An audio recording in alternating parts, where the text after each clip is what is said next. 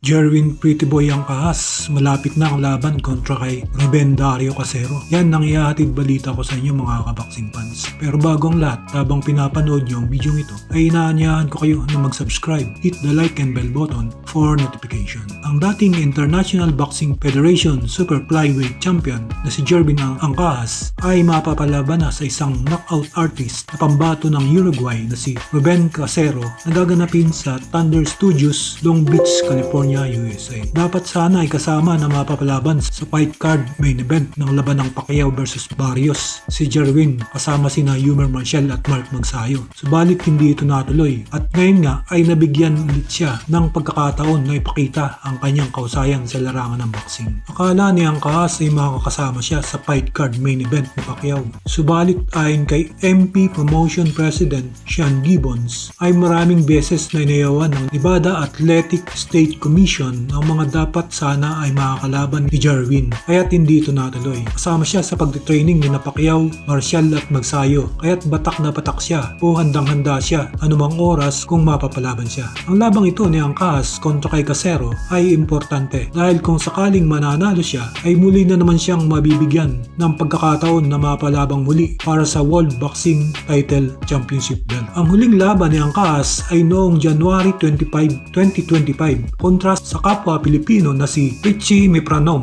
na kung saan ay pinabagsak niya ito sa ikalawang round pa lamang ng boxing na ginanap sa Public Plaza, Iligan City, Philippines. Napanalunan niya ang vacant Philippine Gab Junior Featherweight title. Bago nito ay tinalo niya rin si Sokpraserd Pontipak ng Thailand via 5th round disqualification na ginanap sa Mandaluyong City College, Philippines.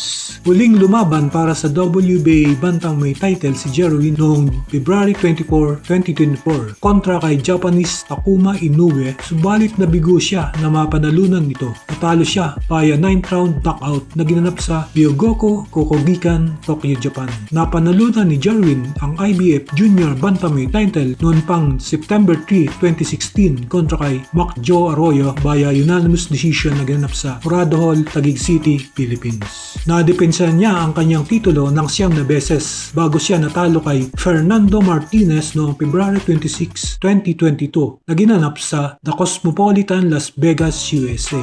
Ang 33-year-old na isa sa pambato ng Pilipinas sa larangan ng boxing sa Junior Featherweight Division ay nasa top 10 ng 3 sanctioning bodies. Nasa pang-8 siya sa WBA, pang-5 sa WBO at pang-6 sa IBF. Ang dibisyon na ito ay pinagaharian ni Naoya Inoue ng Japan. Ang lahat ng Junior Featherweight na titulo ay hawak ni Inoue, o kaya't kung sakaling mananalo at papalarin sa mga susunod pang mga laban at manalo si Angkahas ay maaari niyang makalaban si Naoya Inoue na kung saan ay tinalo si Marlon Tapales na noon ay may hawak ng WBA at IBF Super Bantamweight belt, kung kaya't naging undisputed World Boxing Champion si Naoya Inoue sa dibisyong ito. Sa kasalukuyan, si Jerwin Angkahas ay may boxing record na 36 na panalo, 4 na talo, 2 tabla at sa panalong ito ay 24 dito ang knockout. Samantala, 2-year-old na si Ruben Dario Casero ng Uruguay ay may boxing record na 13 panalo at 4 na talo. At sa panalong ito ay 5 dito ang knockout. Ang laban ni Jerwin Angkahas at Ruben Dario Casero ay gaganapin sa August 2, 2025 sa Thunder Studios, Long Beach, California, USA. Dito na lang muna ang boxing news ko sa inyo ngayon mga kaboxing fans. At huwag kalimutang mag-subscribe, hit the like and bell button for notification.